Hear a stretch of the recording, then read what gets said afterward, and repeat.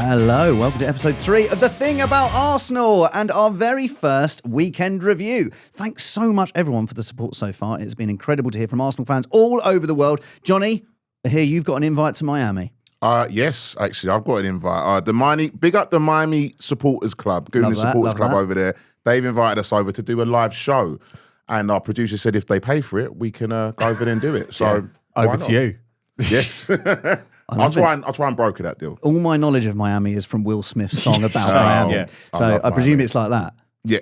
Which sounds great. Sounds great, yeah. Miami's unbelievable. He really sells it, does Big Willie style. Right, thanks so much for all your support so far. And if this is your third time listening or watching, then we would absolutely love it if you could leave a 5-star review on Apple, Spotify, or wherever you get your podcast. Your support really helps the show and helps other Gooners find us so that we can build this Arsenal community together. Now, let's get back to yesterday's result. Portsmouth 1, Arsenal 4. I did the instant reaction with Laura. It's very difficult in instant. It's slightly different to when you've had a bit of time to sort of let things settle. Mainly because I watched the game on my bed with my daughter, who's 4, jumping all over me. So it was hard to realise that Madueke hadn't quite had the greatest game I thought he'd had. But it's our first win in the FA Cup in 3 years, and just the third time we'll be in the 4th round since winning the FA Cup in 2020. Right, Jim. Talk to me. Is it exciting to actually be in the FA Cup and playing well? It is, and on top of that, right? I mean, when you put it like that, our first win in the FA Cup in 3 years, that is damning, it's a bloody crazy, disgrace. And also I'm thrilled that we got through. But my highlight of the game was actually none of our goals or nothing we did. It was Portsmouth scoring, and in my mind just going, we're still going to win. Yeah. I haven't felt like that in ages. I know it's Portsmouth, and I know it was the second minute, and that obviously enabled me to have that sense of security. But a similar feeling against Bournemouth that wasn't anywhere near as confident. But I do look at this team now, and I think they've got that resilience in them, especially as we've started to come back from behind, and we have situations where we shoot ourselves in the foot a little bit, as kind of Kepa did, really. Yeah. And that is a really, really refreshing feeling. And I know that Portsmouth are terrible from set pieces as well, and it was inevitable that what happened was going to happen. Yeah. But that was my that really gave me a little bit of a buzz, actually, because they kind of came at us quite a lot, and I feel like I was nervous about that at the time as it was happening. Because it felt, even at 2-1, it's like, we do need another goal here, because it feels like, though I am very comfortable we will win, there is also a sense that because this team has changed quite a lot, and you've got Norgard playing as a centre-back, and you've got Marino in a kind of untested position, which he was brilliant in, there's a sense that perhaps we could shoot ourselves in the other foot, but obviously we didn't. And that feeling of security that comes from the familiarity of how much this team can adapt to win was great. I think as well, obviously, like we've already mentioned, it's been 3 years since we've actually won in the FA Cup. And Arteta has always tried to rotate in the FA Cup. But now, I know people have been banging on about our wonderful squad, but now we have a squad, Johnny, where, actually the second string team is really good. What did you make of seeing those players that we wanted to see? I was in the studio yesterday recording, actually, and I watched it, and I saw the lineup come out, and I thought, oh, what an exciting lineup. We're not playing a holding midfielder because we had Marino at 6. And I thought, yeah, we're going to get some exciting football. And then what ended up happening, we go a goal down, and then the next thing that happens, we get saved by an own goal and 3 corners. So it was almost like Arteta teaching us a lesson, sort of, yesterday. That's how I felt. But it was. I looked at the front 3 and I saw Jesus, Noni, and Martinelli, and I thought that is the most exciting front 3, but also a front 3 that lacks more composure than any other front 3. And it sort of panned out like that a lot of the time, because as much as you were saying about Noni, he actually did really well at the first part of the game. Yeah. He's always a thorn in your side. He is a take-on king, but then he's Mr. Nonchalant, taking a penalty like he's he's got a fag in his mouth as well. So it's like, there is a lack of composure, but it's exciting. It was good to see, and it was good to see different combinations yesterday. I mean, we'll get onto it a bit later, but Ethan and Eze, playing together as 2 10s. We've not seen that under Arteta. And it's tempting, isn't it, to want coherence and to think, we should be winning that 6-0 when we should have like 80% possession and all these silly things. But as you say, that combination of midfield has never played together before, presumably other than in training leading up to this. Might never play together again, depending on how the cards fall with the fixtures we get like later in the competition and whatnot. And I think you have to accept a little bit of incoherence and a little bit of disjointedness when a lineup changes that much, however good the squad is and however good the form is. So I think, like, looking back on this game, I was like, I was surprised by how much we appeared to let Portsmouth be in the game. But it's one of those things where afterwards, like, no, that was an illusion. That came from my own nerves and my own sense of impending disaster. Can we delve a little bit more into talking about Madueke? Because like when obviously when Saka was injured, he played quite a lot, and it was really exciting. I don't know about you guys. I do get seduced into enjoying players like Madueke. He takes them on. He just doesn't care. He just goes for it. It's the most fun bit. It's a guitar solo of football. That exactly, and it's that thing of just like Martinelli tries to often doesn't manage it. Where Madueke, he's always getting in there, but is he going to produce the modern way to say the G's and A's? Is he going to get the G's and A's, or is he Adama Traore who does all that stuff and then fucks it up? So I don't know. I feel like I'm trying to just be like, no, Madueke is amazing, or maybe he's good to that bit. He is. I think it is a case that it is more game time. I feel as though you're not going to find the rhythm or find that composure in a moment. You're going to snatch at shots if you're in and out the team, and it is up to him to try and make sure that his cameos are better than yesterday, to make sure that he's putting pressure on Saka's shirt. But the fact of the matter is, you need that. There is a role in the squad, even if he's not playing, to just keep back a fullback. I noticed in the Palace League Cup game that when he played there, similar sort of thing. But what their real strength is, Palace, is marauding down them as their wing backs marauding down. You can't do that if you're playing against Madueke. Madueke will not allow you to. Maybe could have been useful against Liverpool. Yeah. It could have been. Well, pin Frimpong, he's a different. Back, I think that's what I noticed yesterday. We have got so many different types of players now in the squad, and I'll get onto Ethan later. But with Noni, he's a very different right winger to Saka, and you look at the face of it, you think, they're quite similar players. They're not. There's a bit more guile with Saka. There's a little bit more understanding of his teammates, whereas Noni is very selfish. He's almost quite a selfish player. I do. One of the things I love about Madueke, and I think he is a bit of a rough diamond, isn't he? We sort of expected that when we signed him, because he's still young, to be fair to him as well. He's very good at just finding a way to get in the box and be comfortable in the box. Now, that end product is missing. He's had a couple of shots lately where you think he's got himself in a good position, hasn't quite pulled the trigger in the right way, or perhaps, could square it to somebody or whatnot. But he's relentless at getting himself in those positions. And he is one of those players where you just think, like, if he can add a finish, even, how Ethan Nwaneri's got that one finish he's really good at, that kind of Arjen Robben style special move. If Madueke can add exactly that, that's going to be such a kind of productive weapon. It's just about his mindset and about staying calm in those moments. On that, I've seen so many training drill videos of him doing exactly that same finish. That all footballers have it. It's just in that moment that it might be a little bit overwhelming for him, and I do think that it does come with game time. But yeah, I'm still excited. One finish he hasn't got in his locker is penalties. Is he going to be allowed to take a penalty again? Because also, I remember when he was at Chelsea, there was one bit where he had some big row with Nicholas Jackson. And Cole Palmer? And Cole Palmer. And I don't even think he took that one, because they were having a barney. He wanted his goal bonus. That's what it was at the time. And I'm not even. There is actually something about that, because he was on the lowest weight. So for amazing. him, so he kind of might have needed that, so he could afford to go to my rent's due on Friday. Let me take the penalty. I think I'm going to Centre Park. You know how expensive it is. I want to play badminton and archery. I mean, like with the penalty, I suppose we can watch it now and you go, well, look, he's probably Arsenal's 4th, 5th penalty taker. Maybe it doesn't matter. But yeah, it was a shame really, because you feel like if that goes, what would it go in at half-time, 3-1, and then, maybe Gabriel can come off a little bit earlier. Maybe it's a little bit more comfortable. Maybe Arteta doesn't have to bollock them in the interval. Yeah. Sorry, I say interval because I'm from musical theatre. Carry on. Yeah, you always want your players being confident in front of goal, right? And I think it did stay with him. He had a funny game because he got 2 assists from the corners, but he had a couple of moments where I think, let's be honest, I think he dived at one point, out wide. Yeah. I thought there's a kind of penalty shout that people said was a dive late on as well. I think I think it wasn't a penalty and it wasn't a dive. It was one of those ones. But I think he kind of I think he got in his own head a little bit, because some of what he did was really good, as I say, with the deliveries on the corners, which actually have been a bit suspect from him, haven't they? So it's good to see him improve that.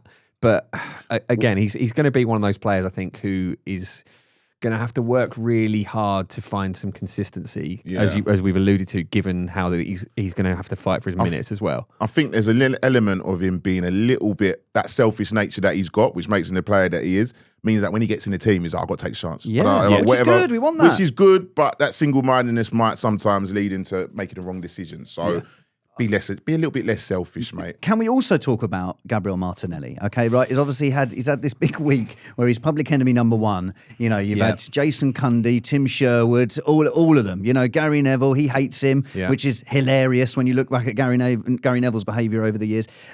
But Martinelli, off the back of all of that stuff, he's managed to brush it off, play a superb game and score a load of headers, which you don't expect really from Martinelli. What did you make of his performance? Well, if there's one thing we all know that Gabriel Martinelli is good at, as people who watch him regularly, is getting his head down. I'm really impressed that he scored the headers because he's obviously not looking at the pitch. There was one morning, I was watching the highlights again this morning, just sort of refresh myself, and like the first clip of Martinelli, it is just that shot, head down, he's kicking the ball, he's not looking anywhere. It's like, Madueke is the complete opposite of that. Yeah. But he's used his head in the right way now. Which is brilliant, isn't it? I think, he's...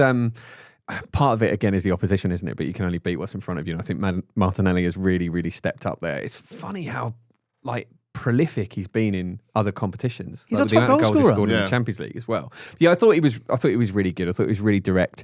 I think actually he probably could have had another couple of goals as well. In the first half, he had a shot from just outside the area where he slipped over, and he had another one which was a much harder angle where it ended up hitting the post. So, that's a difficult one, but you expect on another day might get that as well. I think in games like this, he's just always positive, isn't he? And when he's at his best, he is such a handful for a fullback, and he's such a good outlet as well. What I love about him as well, and Johnny, you mentioned earlier about how we've got these different types of players, where if you compare Martinelli and Trossard, they both play left wing, but they are slightly different. And what I love about Martinelli, and Arteta mentioned this as well, is it doesn't matter if he's been out for a couple of games, it doesn't matter if he's been on the bench. He is someone that comes in, and I feel like that mentality is so important in the modern game in general, because as Arteta said, we need our finishers. And it's so great to have Martinelli, who is always ready to step up to the plate. I think Arteta was very clever when he was building the squad this summer to make a differentiation between the starting players and squad players and saying everyone's got a role. Yeah. And I think whereas with Noni,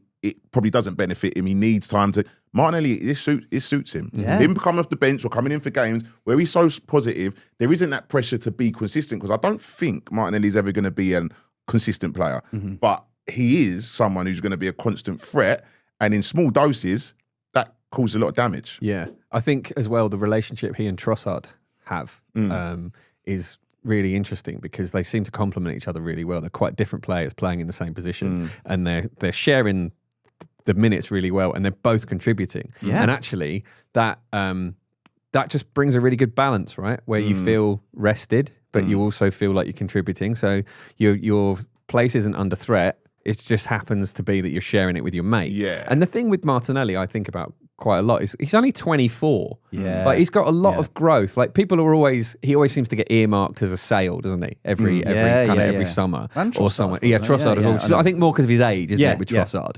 But he could end up being one of those players where if we did sell him, it's actually we've completed his training, and then you're a bit gutted about his peak years being really prolific elsewhere. He can be a frustrating player, can't he? There are flaws in his game, like the head down thing, and sometimes he doesn't necessarily go missing, but sometimes he doesn't quite do what you need him to, miscontrols things. Or I hate to use this phrase, but it is sometimes like he hasn't got a footballing brain. I know do you know what I mean? Do you know what, though, yesterday, and I've noticed this, in the 22-23 season, Martinelli's best season, for the first half of it, before the World Cup, we had Jesus playing up front. He loves playing with Gabriel Jesus. Yeah, they've got a good connection. And they've got a great connection, and what he does, he vacates positions that Martinelli can run into. So I feel like, and I remember I always talk about the Bournemouth game, because that was when you saw it all come together.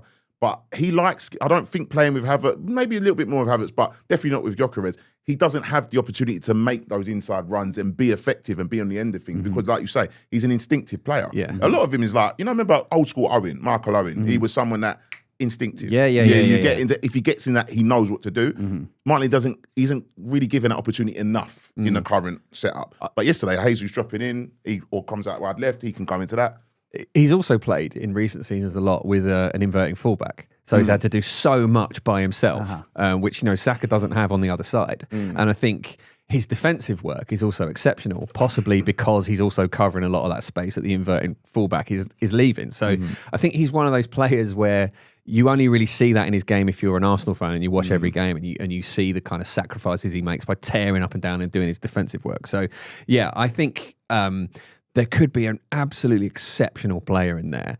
It's just about whether he can, as you say, tweak that element of his game that makes it look like he doesn't have the kind of the biggest football brain, for want of a better phrase, and really consistently do all of the good things all the time, because it's all in there. I think on wingers, having seen this week Antoine Semenyo sign for Man City, then score in his first game against Exeter, where they won 10-1. I'd love to win 10-1. I know, 10. Outrageous. To score double figures. I think it's a little bit horrible to do that to another team, but also I'd love to see that. But seeing Semenyo, and I know that there was talks that he wanted Arsenal. Obviously, we haven't got the space for him. But he's got a little bit of green eyes. Johnny, what do you think looking over there at Semenyo?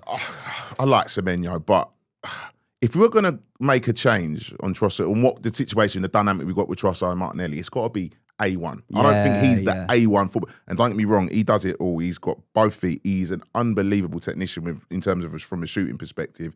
Prem proven, come up the hard way like Gyökeres. Mindset's there. Lovely lad by all accounts. Only thing I don't like is that he actually admitted the other day he was actually a Chelsea fan. Right, okay. I saw something about that, so that made me feel a little bit better about him going City. You can have him City. So that makes sense. So I mean, we've all got our various Arsenal grapevines. I have heard that it was made known to his camp that we would have been interested next summer had he waited for that. So him not actually being an Arsenal fan makes that make a bit more sense, because it's not a sort of Ezra situation where it's jonesing for his boyhood club. I said the same thing about Isak when he went to Liverpool. If he really wanted, he was, there was all these connections and he really wants to come to us.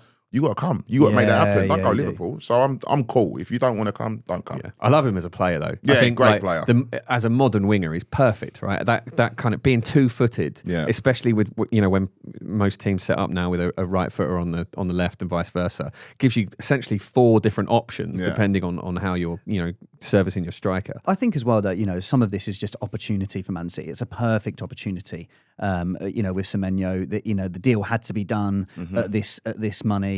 And it was just the right timing. Part of me thinks, with the Mark Gahey signing, that feels like a lovely sort of Arsenal signing, but, he's not going to get in ahead of Saliba or Gabriel. Yeah. I know there's talk of maybe, at the end of the season, but I don't know, that just, I don't feel that's the right move for him, really. No, I reckon that's a market opportunity being explored. You know how in the summer we were told that, Berta had been talking to Gyökeres' camp and Šeško's camp a lot, and they essentially put irons in the fire and kind of see what they like best. I think, given how much money we spent last summer, and Gahey being potentially available as a free if he waits until the summer, you've got to explore it, right? You've got to at least kind of... Do you know what? I mean, you look at our core of centre-backs.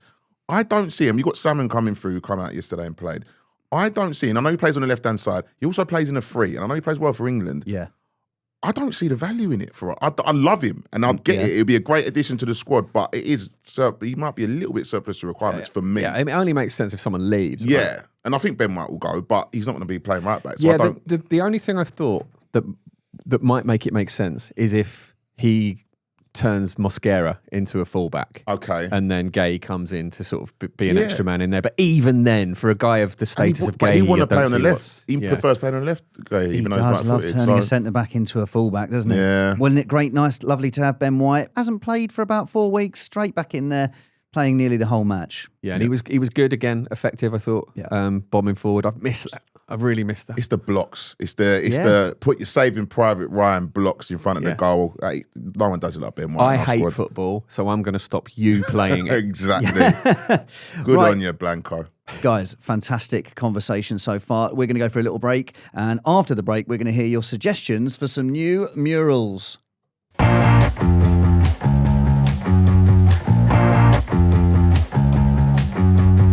welcome back. Thank you to everyone who has got in touch after the first episode. We've had lots of comments about the underappreciated Arsenal players you'd like to see get a mural on the Hornsey Road Tunnel. So we've had this email, which is to show@thingaboutarsenal.com from Andy, and he says, "Hi guys, I love the podcast." I'm going to give him a voice. Do you mind if I give him a voice? By all means. I've committed to Sounds it. like an Andy to me. Thank you. Hi guys, love the podcast. My suggestion for the North Banksy mural is one of my favourite and club's most underrated players, Alan Smith. I've just seen this is quite long. I'm not going to commit to the voice. I'm now going to go back to my voice. Most younger listeners will know Alan as a regular and very good pundit on Sky Commentary. But before that, he was a very talented and successful number 9 in the George Graham era. Most of his exploits are now overlooked by his immediate successors, Ian Wright and Thierry Henry, of course. Alan was a classic centre-forward, strong in the air, but also an excellent finisher and goal poacher. Gyökeres could learn a lot by watching clips of him. All right, bit sassy. During his time at Arsenal, 1987 to 1995, he was the club's top scorer in 4 seasons and even won the Golden Boot twice. He would definitely be best remembered for the goal in our famous league-clinching victory at Anfield in 1989, but also the winning goal in 1994 European Cup Winners' Cup final. In later life, I've had the chance to meet Alan in person. I've also met Alan in person. Very lovely man. And found him to be eloquent, charming, and very humble person. He deserves more recognition amongst the Arsenal greats. I agree. Yeah, I do. And I think that's a really good shout. And I think Alan Smith is someone who is unlucky to have been one of those players who was prolific and successful and notable just before football was on TV all the time, just before, you know, as there was a sort of First Division Premier League crossover, really, wasn't there, in terms of his time at Arsenal. And yeah, I mean, 11th in the all-time top scorer list, 115 goals. Andy's mentioned some of his highlights there, and they're not insignificant. Scoring that goal at Anfield and the European Cup Winners' Cup final, that, I mean, people say it's not a real trophy, but you go back in time and tell my childhood self that you'd have got a short shrift for that opinion. Good. It was, what a night, what a memory that was. And yeah, he was so reliable as well. If you look back at some of his goals, which I've had a great time doing, kind of really diverse finishes as well, like real poacher at some times, but like quite a few from outside the box. And it's weird he doesn't get the recognition because, you know, as a fan, like I started supporting Arsenal sort of like 97, 98. So he is just before my time. And I know him more as just, you know, Martin Tyler's sidekick. Because he's also not really spoken about whenever, they're talking about great Arsenal strikers. He doesn't seem to get mentioned. I feel as though, because he's just before my time, I remember him vaguely, but I feel like where Wrighty came in, right? So we had a Kevin Campbell's, we had Niall Quinn in the 80s, and he was very much. We were a functional team. Let's not have it right. We were, the famous George Graham back four. We used to win by 1 goal. We weren't great to watch. We were really a set-piece team back then. You had Wrighty and Paul Merson for the fun bits, but that was it. It was it. And so a lot of the time, the little bit of craft we had was Paul Merson, or we had, before that, I'm trying to think, who was the player that we used to play? Limpars, and we had Anders Limpars as well. Just like the little bit of quality. There was a little bit, and then everything else was function. So I feel he was quite a functional 9. Old-fashioned, maybe a little bit, not something people respect as much these days. But listen, that is what English number 9s were. Yeah. He is literally the archetypal English number 9, and he played a lot of games for England as well. And yeah, I've got to big him up because I've heard as well he's a lovely, lovely guy. I've heard that is across.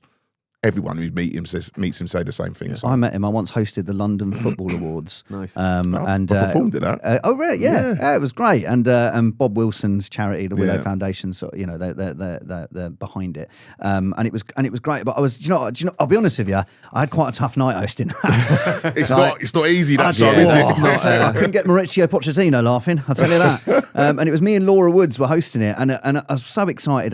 Surrounded by all these legends. And I'm sorry to say, I did get a photo with Heung-Min Son because it was when Tottenham were really good. That was the year I did it. Really? Yeah, I'm sure. Do you remember me dying on my arse? I've just slightly now. Maybe, back. I spent the night with Carlton Cole getting hammered. Amazing. And I was like, as Jim Rosenthal was there, and Tom Rosenthal was a very good friend of mine, and Jim had said to Tom, "Oh yeah, Luke had a tough night." I was like, "Brilliant, thanks for that." Right? But those sort of gigs are impossible though, aren't they? So because excited. essentially there are loads of people there for kind of out of obligation. They want to get to the bar. You are the hired entertainment. And from their point of view, you're basically heckling them. Yeah. You are wasting their time. Yeah. So they're never giving you anything. And Declan Rice was there as well. It was just after he'd said that he would play for England instead of Ireland. Right. And he was with his agent. He was lovely, Declan. Like, he was really young, but he was like really, really nice. And I said to him, I got a bit of a joke about the whole, now you're going to play for England instead of Ireland. And he was like, oh, right. And his agent went, yeah, let's see how you do in the first 10 minutes and I'll come and tell you if you can do that joke. Like that. And then he came to me in the interview and went, yeah, you ain't doing that joke. I was like, oh, better not. But also, I'd been like, Bob Wilson loves my Arsene Wenger impression, right? So he was like, oh, look, yeah, I do my Arsene Wenger impression. And we had like some of the 89 team, and so Bob was presenting this bit with the 89 team, and he'd said to me, he goes, oh, look, when we do that bit, come to me and I'll do my Wenger impression. But I'd not been going well, guys, throughout that entire night. But I've got Bob Wilson going, oh, make sure you come to me for my Arsene Wenger impression. So I came to him and I was like, oh, Bob, I heard you do an Arsene Wenger. And he looked at me like, no, we're definitely not doing that now. Throwing you on so the Bob mic. hates me. Yeah. He's thrown you under the bus. No, he didn't say we definitely not do it. He did it. Because Bob does the look, and it is very accurate. It is very good. And Bob Wilson, the loveliest man ever. But really nice, the point is, Alan Smith was there, and I got to ask Alan Smith a couple of questions, and he was so lovely. And we had a little chat like in the interval, and just he's a proper Arsenal man and obviously loves his football. So yeah, he is. I echo what Andy has said. He is Which a lovely, is lovely appropriate because we want him in a tunnel. Yes. So yes, he should have his own mural. Absolutely. Yes. AFC Pouzon has been in touch on YouTube and says Nacho Monreal deserves a mural. Incredibly underrated. That is not controversial as far as I'm concerned. I don't think he needs a mural though. I mean, I like Nacho. I love the boy. You know, and I read that. It was a brilliant interview you did recently where you just like couldn't believe it. Who is it? Is it Santi Cazorla messaged him and was like, "Do you want to come play for Arsenal?" And he was like, "Really?" And they're like, "Yeah." Look it up. He definitely was just like. It was sort of a chance signing. He was and he did. He was a great player for us. Not great player. Come on, Johnny. No, I thought he was in a tough era though. He was really important, reliable, and won cups as well. Certain players don't deserve murals. Maybe we can call a burger after them or something. Yeah, give him like the Monreal burger, the nacho cheese There Monreal you burger. go. Oh there you go. It writes itself. Right there. Nachos. He should have his own nachos at the stadium. No, seriously. Can we get onto Arsenal, mate? Exactly. I don't know. I'd buy them every week. Do you think having your own nachos at the stadium is better than a mural? I think so. They get more use out of it. Yeah. And you probably get a little cut as well. You would definitely be thinking, I am only here because it's a pun. But I'd be happy with it. I don't mind that. I've just been to Disneyland and China. Everything's a pun there. It's great. Arsenal, we just made you a load of money. Yeah, honestly, they sell out every week. What about you, Johnny Dutch? Have you got anyone who's given us a good idea? Yeah, after Laura picked Alexis Sanchez, of course, Netbreb11 said, "Fun episode, guys. I think Sanchez is a guy who would have fit in so well in this Arsenal squad at left wing. Lethal finisher and has the running to do all the off the ball stuff." I worry with as if it's going to happen, but like I remember he's still playing. I know he's still playing. I remember I got to do a visit around the training ground just post the Sanchez era. So it was the era where Özil got his contract and Sanchez hadn't, and they didn't speak massively highly of Sanchez as far as his sort of attitude. Yeah, that was always the story, wasn't it? That he was a difficult character, and even in the dressing room, in the training ground, you are supposed to be in number order, right? So you sit, number 6 sets, number 5, But Sanchez wouldn't have that, right? So what number was he? 17? Was he? No, wasn't it? 17, yeah. 17. Yeah, but like he wasn't, like he wanted to be where he wanted to be, and they had to listen to it and things like that. And I can't imagine Arteta would have stood for that. No, and it's funny, isn't it? Because we all remember the story of Sanchez joining Man United and then asking his agent like the next day if he could go back to Arsenal. It's like, you've been a footballer for a long time. You must know that that's not how this works. You just must know that. But then he, like, fairly recently, there was talk that he was sort of cheekily, but like, many a truth is said in jest style, suggesting that, he might be open to a move back to Arsenal just as play a bit part. And he's been very complimentary about Arsenal recently. Yeah. So I think maybe he's reflected on how things ended and has recognised what a good time this was. But I remember there was a game where when all the kind of noise about him possibly trying to kind of agitate for a move came out and he scored a goal.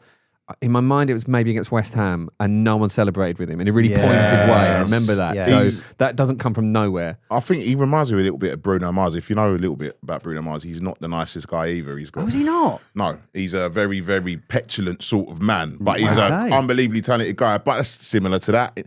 There's a petulant side to him. Even the way he played, I remember talking about someone with a head down.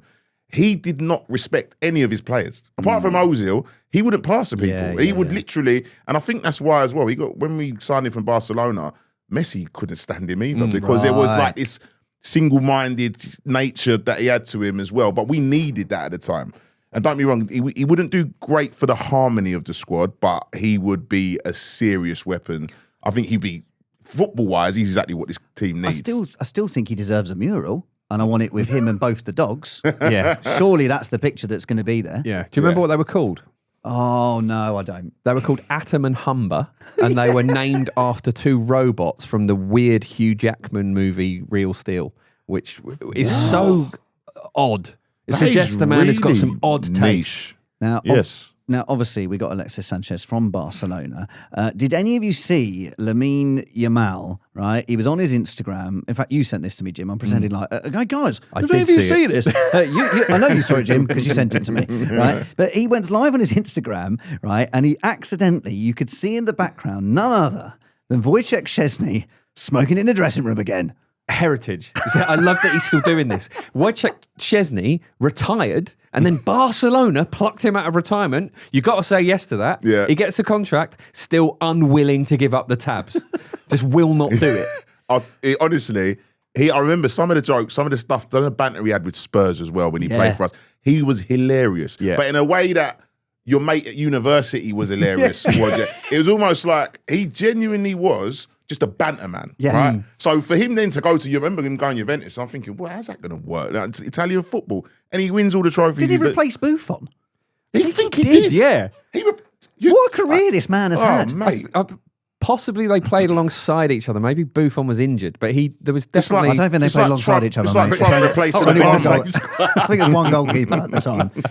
But I do think Szczęsny, mainly because of the banter, that is the era, right? We're talking the Ox, we're talking Jack Wilshere. Yeah. Like, isn't there that video? It's happened again. And I am going to judge the singing. Podolski. It's very out of tune. Podolski. It's a big banter era. It was. Right, Real North Banks, if you're listening, you need a section for banter boys, right? And all smoking. Yeah, if there's a pipe anywhere that has smoke coming out of it, put Szczęsny's mouth around that. Love that. Or his face around it, rather. And you'd have Wenger in the background looking really angry. The mad thing is, all of those in that banner, I don't know about Podolski. Wilshere loved his cigarette. Absolutely. Sorry, Jack. I know you're doing really well at your job at the moment. You love this cigarette. Yeah. And Wenger. I saw a video the other day of him on a bench smoking, and this is a man who's the health king. He used to ride his bike everywhere he goes. All about health. That's why he looks so great at 98 or whatever he is now. He was smoking. Yeah. He was smoking on the bench. It's before we knew smoking was bad. Yeah. Right? It's because back in those days, you just thought, surely this is fine. Yeah. Doctors used to say it was healthy, didn't they? Yeah. No, I do think that I think it would be good to have a little bit of a banter era section there at Real North Banksy. So just a couple of suggestions. Think about it. Right. Thank you so much, guys. We're going to go for a little break now.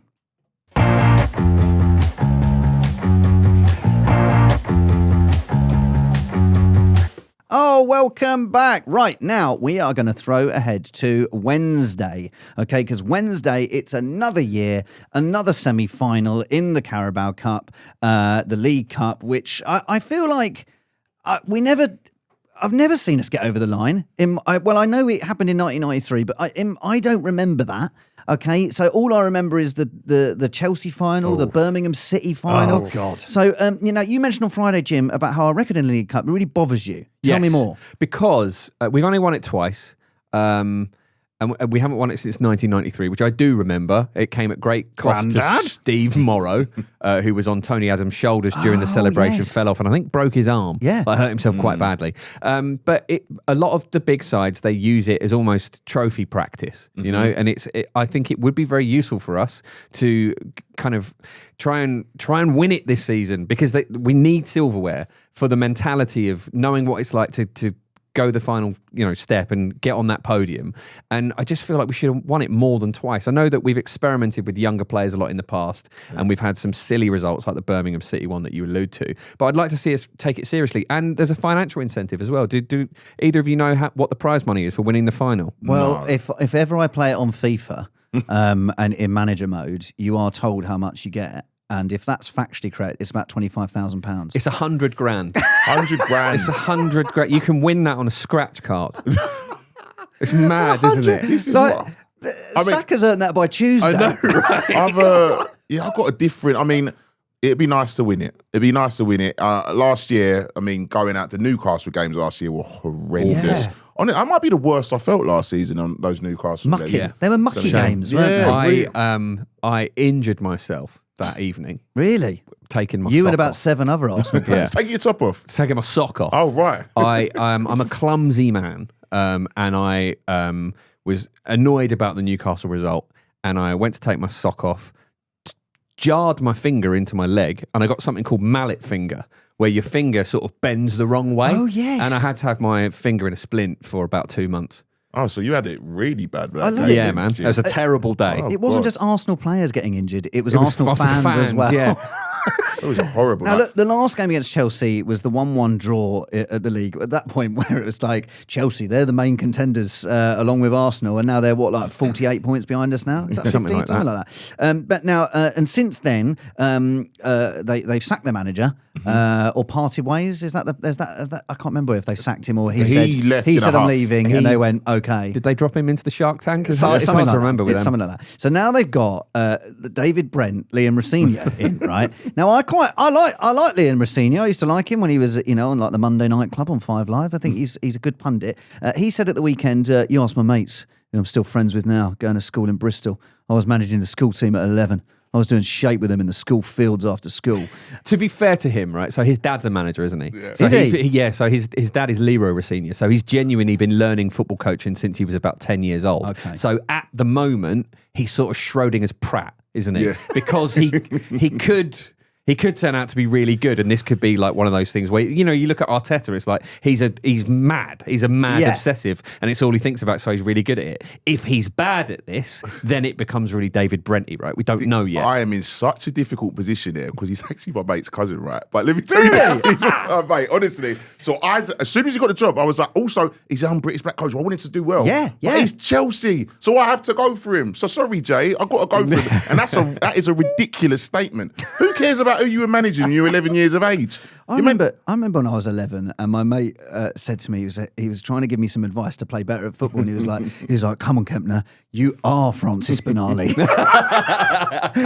and it didn't help me. I do like that, and he says he's a young British black coach. It'd been so good to finally, and see a little bit more belief behind that. But I can't see it. Sorry, Really?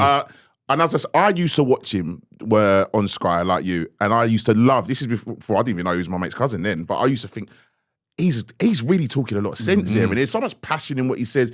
Really articulate, and then I remember he saved Wayne Rooney's bacon at Derby, and I remember because Derby went on a little run, and I was like, well, who's really behind this? And I remembered that it was Rossinho was his first team coach, and I was like, I saw him. Then he went to Hull, did a great job, and he's done a great job at Strasbourg. Yeah. That Chelsea is a cesspit.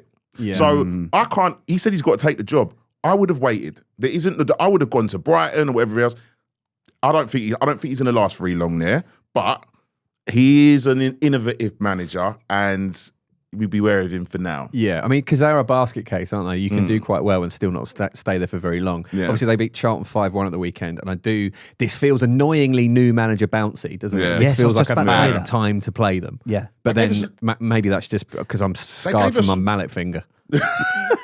They gave us a lot of trouble more trouble than I expected him to at the Bridge, and that happened in recent seasons as well. I remember the 2-2 game when Declan scored that first time from outside the area, the whip from outside the area, and they do tend to surprise us. They don't beat us, but they tend to surprise us. So we got to have our wits about us. How do you think he's going to go about picking a team for this? Because do you think he's going to go more with like the team that we saw yesterday, or do you think he's going to go more straight first team? I think it'll be a blend. Yeah. Because you got to play the two legs, right? And they're going to want to win this. Yeah. I think. I think As in we are. as in the management team. Yeah. Oh, right, fine. I think there are certain positions where you have to play Miles Lewis-Skelly, for example, because we don't know about the fitness of Hincapié and Calafiori. I think he's probably saving Saliba for this game. Yeah. So I think maybe someone like Ethan Munyeri has played their way into kind of the first team. I would love, right, yesterday, watching Ethan, and we talked about different types of players that we have in the squad, and we saw Eze with him, and we know what Odegaard does. They're three completely different players. Yeah. And yesterday, I've been saying about Eze for a while, he's a bit of a maverick, he's a moments player, don't like the ball. What Ethan gives you is everything that I think Odegaard does, without the control and everything else. He likes the ball, like the ball to feet, but he'll spin and drive constantly.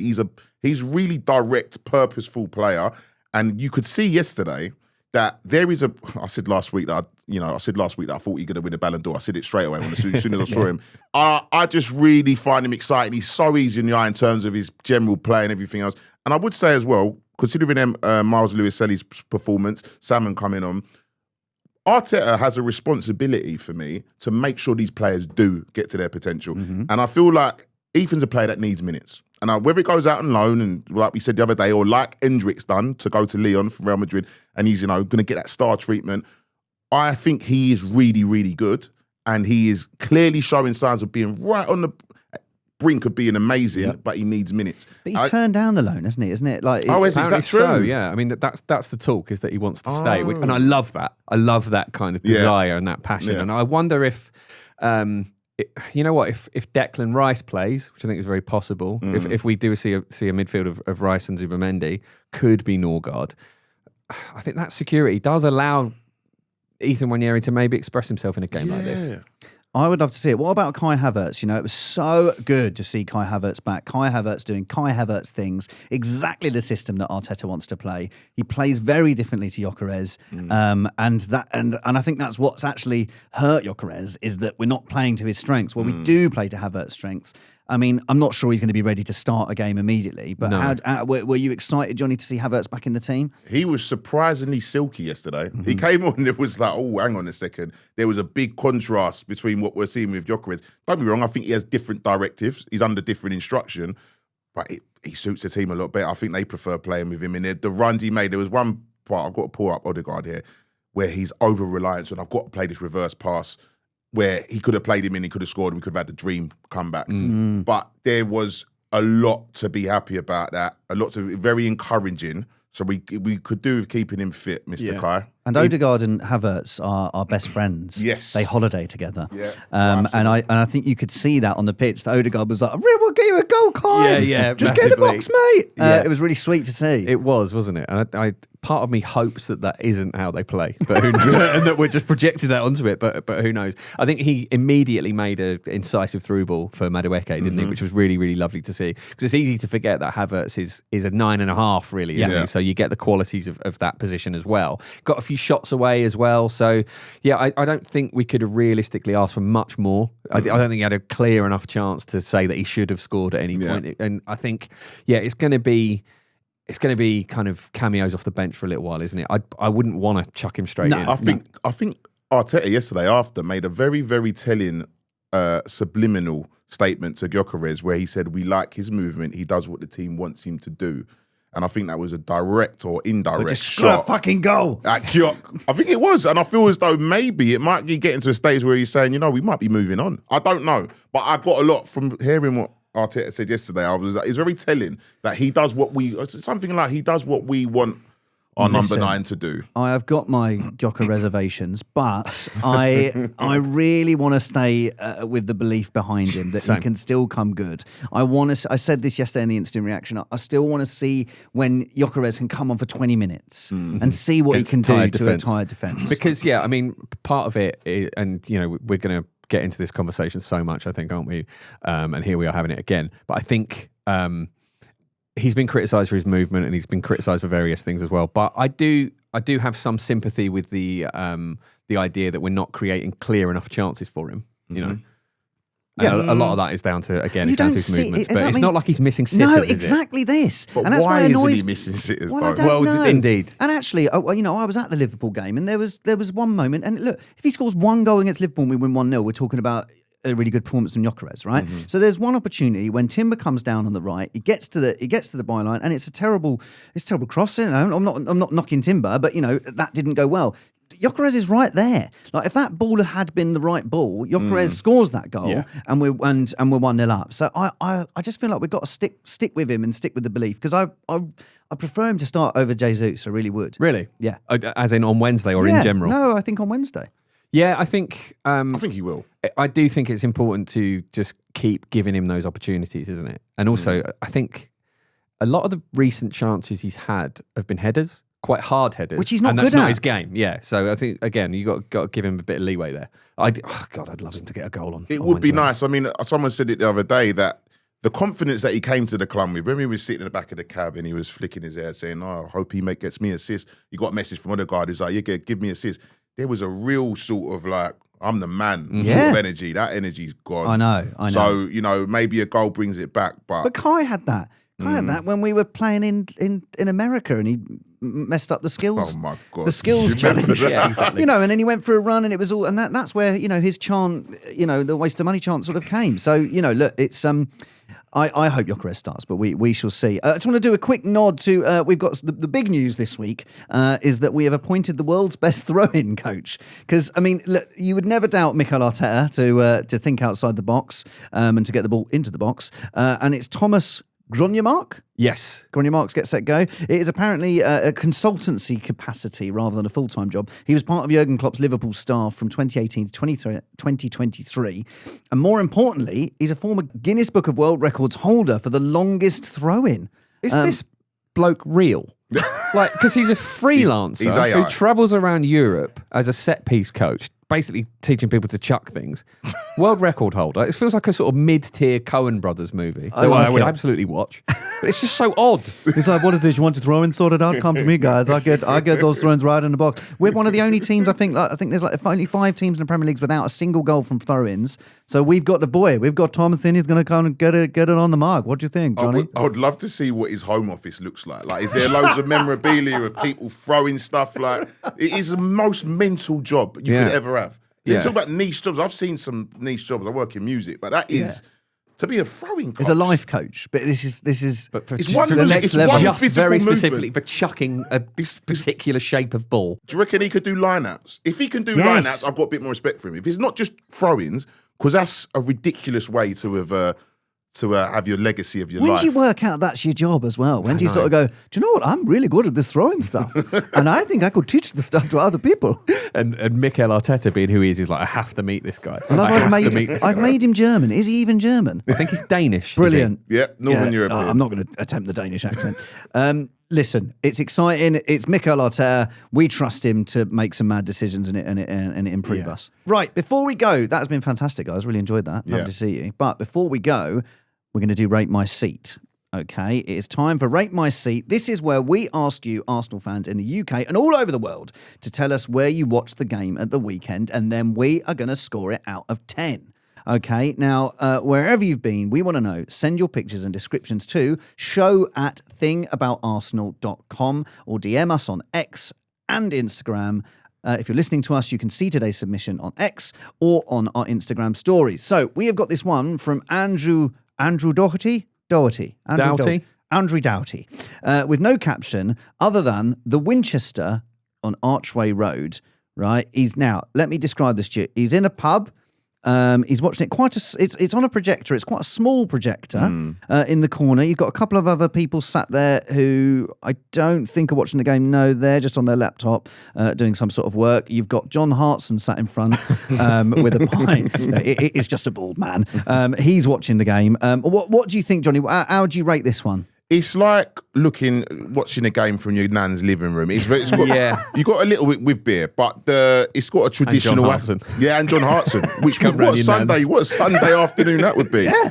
I love John Hartson, by the way. Yeah, me too. Is he your mate's cousin? No, he's he's not, unfortunately. Never mind.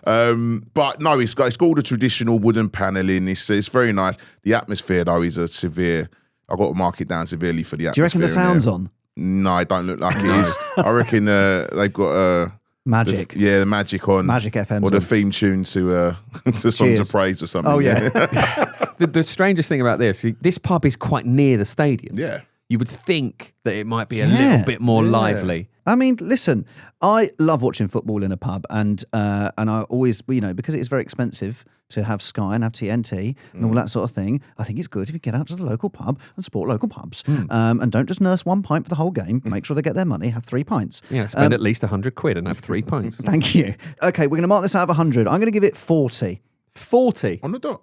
40 on the dot. That's what you need to do to pass your get your degree. You need 40%. Oh, really? That's the lowest mark. Okay, well that's right. Well, that's just about it. It's Yeah, the just lowest about mark, it. but it passes Scraped. for a good football viewing experience. See, I'm going to go a bit lower than that. Oh. I'm going to give it a 32.3, just because we're doing it out of 100 and I want to take advantage of that ridiculous way to 32.3. score this. Okay.